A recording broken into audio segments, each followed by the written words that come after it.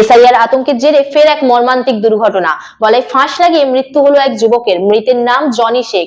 তিনি রামপুরহাট পৌরসভার 14 নম্বর ওয়ার্ডের বাসিন্দা। পরিবারের দাবি, এসআইআর সংক্রান্ত জরুরি কাগজপত্র না থাকা এবং আসন্ন হিয়ারিং ডেটের জন্য তিনি খুব মানসিক চাপে ভুগছিলেন এবং রবিবার রাতেই তার ঝুলন্ত দেহ উদ্ধার করে পুলিশ। দেহ ময়না তদন্তের জন্য রামপুরহাট মেডিকেল কলেজে পাঠানো হয়েছে। এই ঘটনার জেরে গোটা এলাকায় নেমেছে শোকের ছায়া। পাশাপাশি ফের উঠছে প্রশ্ন, এসআইআর প্রক্রিয়া কি মানুষের মধ্যে ভয় তৈরি করছে? প্রশাসনের ভূমিকা নিয়ে শুরু হয়েছে চর্চা। স্যার, আতঙ্কে আমাদের রামপুরহাটের একজন বাসিন্দাকে হারিয়েছি, আজকে একজন আত্মহত্যা করলো, কি বলবেন? দেখুন, আপনাদের সামনে সেদিনও অভিযোগ করেছিলাম যে কেন্দ্রের সরকার এবং ইলেকশন কমিশন দুজনও মিলে এই মৃত্যুর মুখে মানুষকে ঠেলে দিয়েছে এবং এক সপ্তাহ ঘটেনি রামপুরহাটের শহরে। এটা দ্বিতীয় ঘটনা।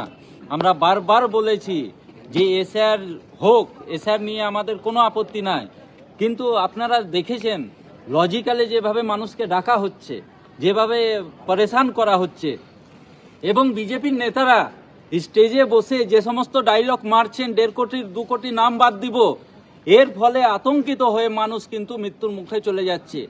এই জনি শেখ আজ মারা গেছে, তার 35 বছর বয়স, তার বাবা 2002-এর আগে মারা গেছে। সেই আতঙ্কে যে দেখলো হিয়ারিংয়ে যখন ওর নাম এসেছে, সেই আতঙ্কে কিন্তু আত্মহত্যা করেছে। এটা ক্রিমিনাল অফেন্স। আমার মনে হয় যে ওর পরিবারকে দিয়ে ইলেকশন কমিশনের এগেনস্টে এফআইআর করানো উচিত। এবং আমার প্রশ্ন হচ্ছে, এর মৃত্যুর দায় কে নিবে? নির্বাচন কমিশন নিবে, না বিজেপির নেতারা যারা স্টেজের উপর বসে 1.5 কোটি 2 কোটি নাম বাদ দিবে তারা নিবে? দিনের পর দিন শহরের মানুষের উপর যে অত্যাচার, গ্রামের মানুষের উপর অত্যাচার, আপনারা যান ব্লক অফিসে কিভাবে হিয়ারিং এর নাম করে মানুষকে গরু ছাগলের মতন ট্রিটমেন্ট করা হচ্ছে এবং সঠিক উত্তর নাই। কিসের জন্য হিয়ারিং, কি কারণের হিয়ারিং? তাহলে নির্বাচন কমিশনের কাজ করুক, বাংলার সব মানুষকেই ভোটার লিস্ট থেকে নাম বাদ করে যাক। এদের রাজনৈতিক উদ্দেশ্য, যে কেন্দ্রীয় সরকার বিজেপি আছে, এদের রাজনৈতিক উদ্দেশ্য ছাড়া এরা মানুষের ভালো কোনোদিন করতে পারেনি।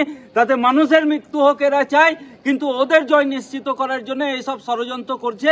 এর বিরুদ্ধে আমরা আন্দোলনে নামবো, এটা হুঁশিয়ার দিয়ে গেলাম আমি আপনাদের মাধ্যমে।